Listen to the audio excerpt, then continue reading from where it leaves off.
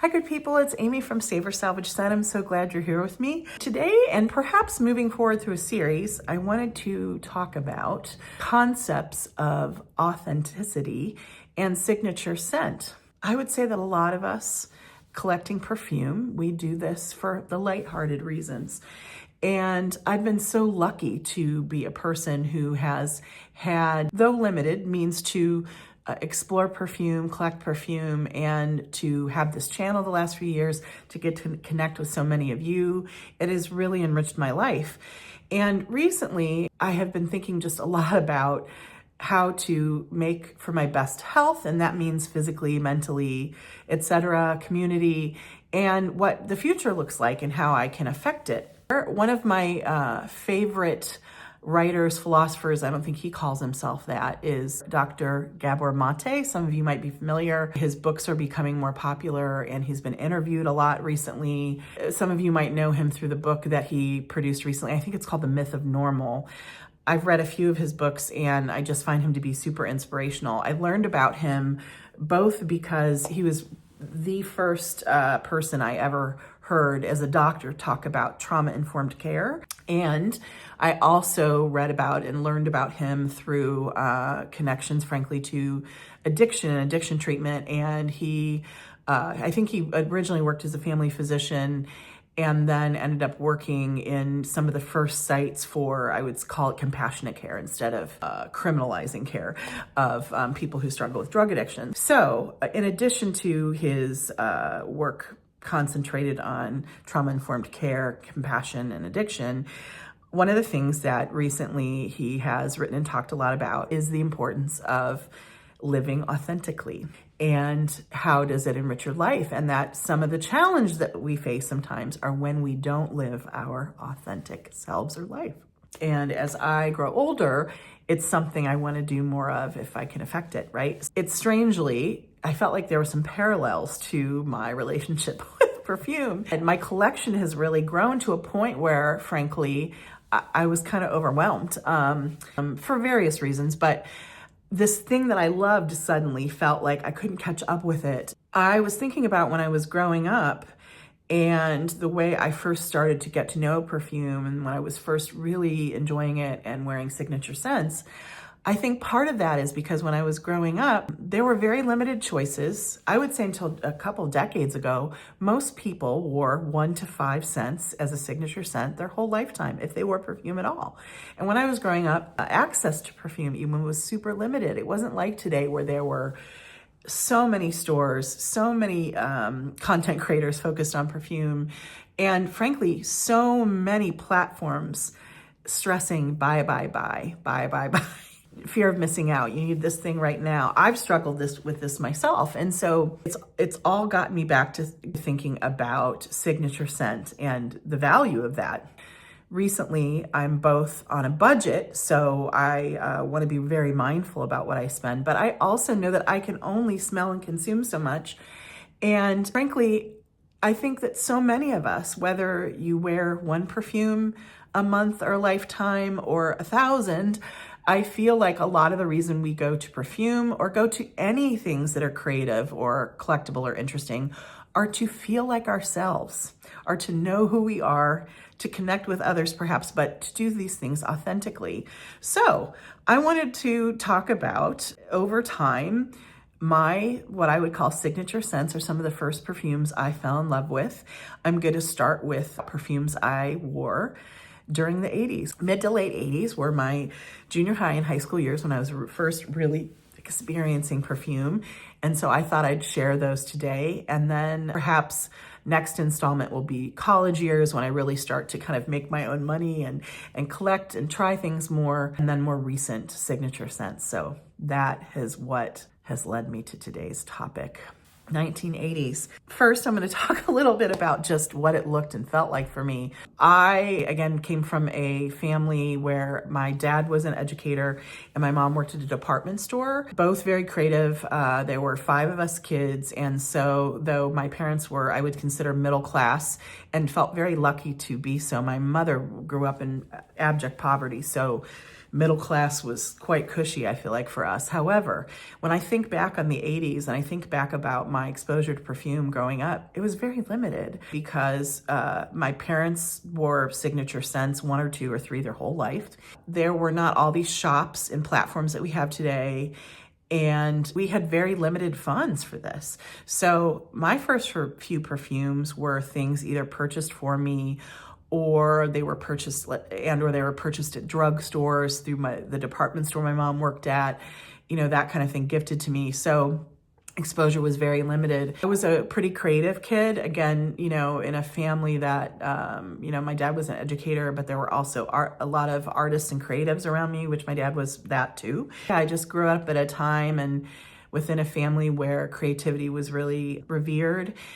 And so I was really into Esprit clothing, United Colors of Benetton clothing, although very limited because we didn't have a lot of money. And then speaking of the Limited was probably my favorite store in the mall growing up. Some of the TV shows that were on when I was growing up a lot in my house were the Cosby Show, Different World. I think Seinfeld aired my senior year. And then of course there were my parents' shows that had been released before that they watched a lot at night, things like Taxi. I thought then next I would talk about the actual perfumes I wore at that time. The first few things I remember wearing are by Love's Baby Scent. And I'm gonna put a picture of these things for those of you who aren't familiar or just want the nostalgia of the situation. It was something you splashed on typically. It was lighter, did not last all day. And the baby soft scent very much smelled like baby skin, baby powder. Super popular and it was very pretty, but I really kind of went for something that maybe not everybody around me was wearing. I was really into Love's Rain Scent, which was in the green blue bottle, and I'm gonna put a picture of it below. Love that, smelled very clean in what their perception of, rain or an ozonic scent was. And then I also loved their lemon scent. When I think back, I've always loved lemon and other citrus in perfume. So I wore those a lot, went through a few bottles. Super cheap. I think my mom would get them for me at the drugstore. Then the next things I remember wearing a lot of were oils and perfume oils that I could get while I was with my one sister. And so they were typically through going to record stores or head shops. I loved the brand that was called, I think it was called Terranova. I'm going to put pictures of them below. I went through a few bottles of either their China Musk. Loved that. It smelled, again, very kind of clean. Yeah, clean, musky, beautiful, rather light scent. And then I was really into their rain oil too. So you probably can already start to see a theme. So a picture of that below. So loved those both. And then another place that I went to with my one sister was locally. I grew up in Akron, Ohio area, and there was a little, they called it a mall, but it was Quaker Square. And it was essentially a group of little shops. It was in the old Quaker Oats factory. And there was a train depot there. There was a restaurant in that train depot. And then there were these really cool, I would call like artsy, quirky little restaurants, a cafe or a bakery, and some shops. There was a photography place where you could get dressed up in like period garb, and then they were kind of like pseudo tintypes of you. We did that one year for a holiday picture with my family. And then there were a few shops, including one was called Honey Gold Musk, which was a local scent. So I bring that up because a lot of this, I think growing up in the 80s, there were things that were made locally. I opened this little shop in Quaker Square where they made perfume oil, and I'm going to show it to you here. This is a modern bottle of it. They still make it. I'll put links below in case you're interested. But this was essentially to duplicate the smell or the scent of White Shoulders, which was a popular, I think even before my growing up, perfume that was very white floral heavy. And it had, of course, some musk and gosh, what else? I think a bit of resin. I love this thing. It doesn't smell exactly like White Shoulders to me. I actually love it far, far more than White Shoulders. And I'm wearing it today, and as it softens, it really does smell. I mean, what I get mostly from this is orange flower and tuberose. And I do get some resin. I get a little bit of vanilla, and just, this is absolutely gorgeous. And this was dollars a bottle. One of my best friends from high school and I wore this a lot. And then the other shop where I experienced some of my first perfumes was Crabtree and Evelyn. So another thing that was very different about the 80s compared to today is today there are all these cosmetics and toiletries shops. You think about places like Ulta and Sephora, and there's a gazillion companies that make toiletry to the point of, frankly, I think oversaturation now. And when I was growing up, honestly, I only remember two. I remember Crabtree and Evelyn. So that's the shop my sister and I would go to, and I'll talk about one of the scents that I wore a lot.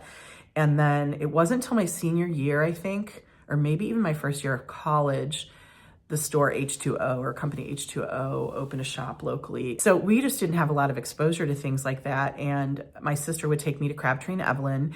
And even then, it wasn't even so much focused on perfume. They had a lot of toiletries, so a lot of soaps. And then we did not have a ton of money. So the way I would first expose myself to things were I would buy little samples of things. They had lots of travel sizes. So my sister would buy me as a gift, or I would spend a few dollars on a few travel sizes of shower gels or moisturizers or shampoo that were scented a certain way. And one of my favorite scents from Crabtree and Evelyn, two actually, were there was a Mysore Sandalwood scent. And the reason I got hooked on that was I think it was actually gifted to my dad. And I'm going to put a picture of it below. It was a beautiful bottle with an elephant on the front. For those of you who don't know, that type of sandalwood has become protected, thankfully, but very expensive, and to the point of the cultivation of it might even be prohibited, if not very expensive. And there's hardly any exposure to it today. And that scent has since become discontinued. But all to say, my dad, I think, was gifted a soap on a rope of that. And a few of my family members fell in love with it. And then I started buying little bottles of the scent. I'm so sad that is gone. It was just so beautiful. And then another scent of theirs was just their lavender scent. I really, really enjoyed and wore a lot. Another place that we were exposed to perfumes were just drugstores. And so another scent, one of the few that I still have today from that time, is a new bottle, but Tea Rose. So you still can, I think, sometimes get this at the drugstore. When I was growing up, this is a few dollars. It's still, though, even these days, I think, is well under 20, if not around $10.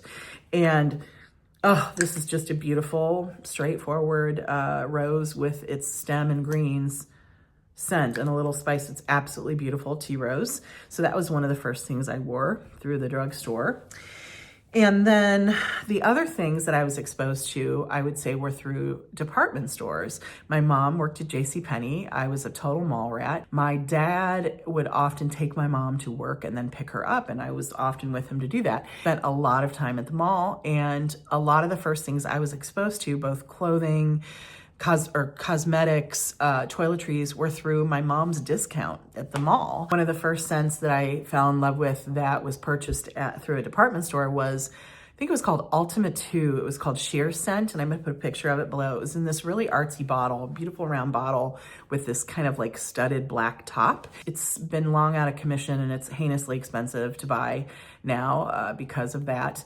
But it was essentially like a scent that was very green, a little bit of floral, but mostly green, and a little bit of wood. It was just beautiful. Loved that. Wore a few bottles of that. Another scent that I got through my mom's job was a scent called Calyx that a lot of us grew up at the time wearing. And at the time, it's now made by Clinique, but it was made by a company called Prescriptives at the time. And that was, it still is, a rather green, kind of sharp, I get a lot of grapefruit from it scent. So wore a lot of that. I'm gonna show you a few that I still own. One that I don't still own by Clinique is Aromatics Elixir. A lot of ambers were really popular when I was growing up, so I'm gonna put a picture of that below. My mom also wore that, so I was probably, frankly, sneaking it from my mom's dresser. Another that I wore along with my mom sometimes was Cinnabar, and I think one of my sisters wore this too. And this was gifted by a friend, this vintage bottle recently. You know who you are, thank you so much. And this is, to me, ambers were really, really popular when I was growing up, and this is one of the best. Oh, this is just beautiful, resinous, spicy Super Perfumey Amber. Love it. Super popular. It really does take me back to my childhood, that scent. And then Still Wear. This is a newer bottle of Obsession by Calvin Klein. This is very similar to the last one I just talked about, to Cinnabar, but this is more vanillic, softer, more powdery. Oh, this is just so, so beautiful. Those are all the things that I can remember being exposed to in the 80s before the perfume market just went bananas. So I would love to hear from you. Did any of you grow up at the same time that I did? Regardless, did you wear or do you wear any of these? Do you miss any of these? Which would you like to bring back the most? And the next video I want to do in this series would be around my college years and when I really started to figure out kind of who I was and what I wanted my signature scent to be. Have a great day. Talk soon. Bye.